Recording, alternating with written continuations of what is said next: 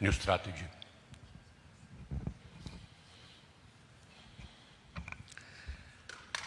Thank you very much for the question.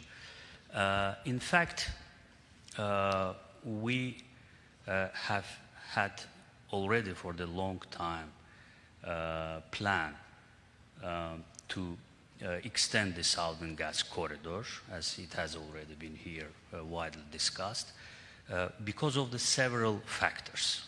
First of all, we have enormous gas resources in Azerbaijan, offshore gas resources. So it is 2.6 trillion proven gas reserves. It would, enough for us and for our partners, for Turkey and in Europe, to provide with the natural gas for the next 100 years. We have infrastructure in place, and we have now the increased interest from the consuming countries. And if we bring all of them under the same roof and sit and discuss, so we will come out with the decision to extend further the Southern Gas Corridor. As it has already been here mentioned, the TANAP, Trans-Anatolian Pipeline, has a capacity till 31 BCM. TAP has till 20 BCM.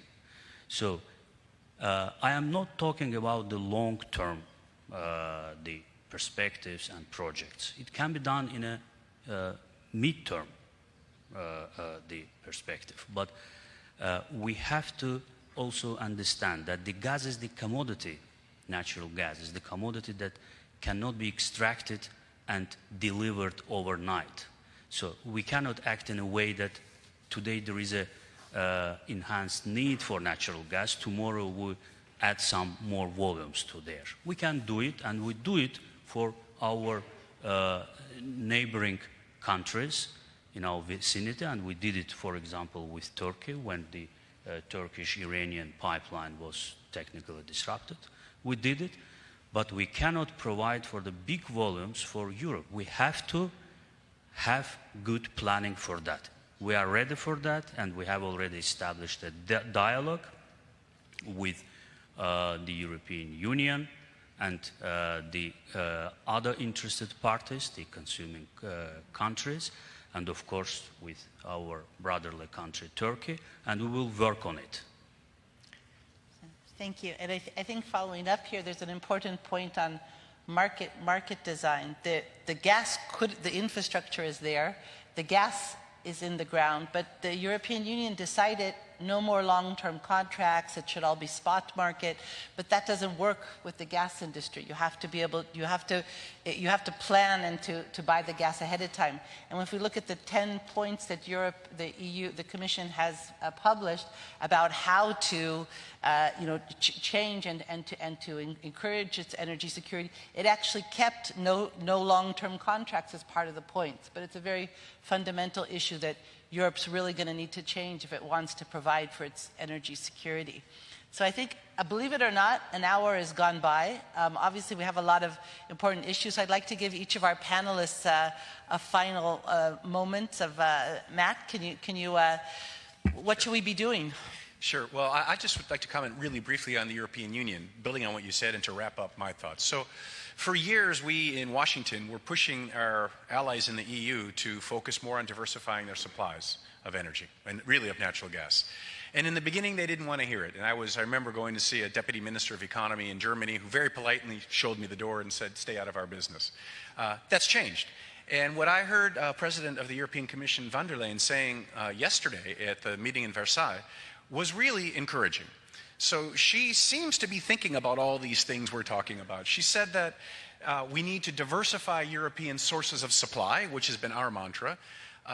We need more LNG. We need to get rid of Russian gas in the mix in the next 5 years. And we need to do renewables. But it's got to be affordable. It has got to provide, it's got to respond to supply and demand signals in the market. So I hope that that's the approach the EU continues to follow, along with what they've invested in over the course of the last decade, which is all sorts of new infrastructure to interconnect national gas grids, which again will allow natural gas to respond to market forces of supply and demand. If the market is liquid, it'll work well. But there are market inefficiencies and failures that lead to some of these disruptions we see now. Thank you.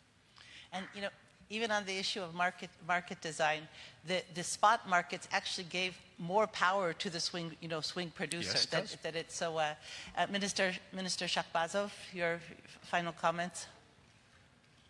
Thank you. We have been already run out of time. That's why I will try to formulate in a very, very compact way. So what we need very well thought out energy policies, long-term energy policies, and we need really to keep the issues of energy security, of course, along with other components of the energy issues, at the focus of the international, at our international agenda and the focus of all the states. It is important. We should not underestimate the role of the one kind of energy resources and give the priority to other. We really need the smart, as it has already been here said, smart energy transition and energy mix. Thank you. Thank you, Minister Shahbazov. Dr. Bayraktar. Thank you, Brenda. Just I would like to echo what Matt said about the Europe strategy. Look, I mean, we have a working example in TANAP and TAP, and what we have seen for this project, a great leadership and commitment from both leaders, President Aliyev and President Erdogan, and also all the countries like Georgia, Greece, Albania, and Italy. They took this initiative, and also European Commission and US put a lot of effort and commitment to this project, support this project, and it made it happen. So we can follow up the same steps for the other resources in and around the Turkey to bring this hydrocarbon resources to Turkey and through Turkey to European market. I think it's an essential thing. And last point, I hope in this panel we haven't drawn a very gloomy picture about the energy transition. We can be optimistic. Instead, of course, I mean, being a hopeless romantic, I prefer to being like a more rational optimist. And the optimistic part that keep us, more positive for the future is I fully believe in technology. I fully believe in science, innovation, and invention. And I believe that this will make some technological breakthroughs, some innovation and inventions will make it possible for our world will be a better future in terms of energy transition, in terms of climate change, and fighting with global warming. Thank you. Thank you. So we have three countries represented here: United States, Turkey, Republic of Azerbaijan, that really understood that energy security is part of national security and it has to be planned. We heard the ideas of balance between the different aspects of energy security, and important that, yes, it's good to have idealism and goals, but if you're too idealistic, if you're a hopeless romantic, instead of more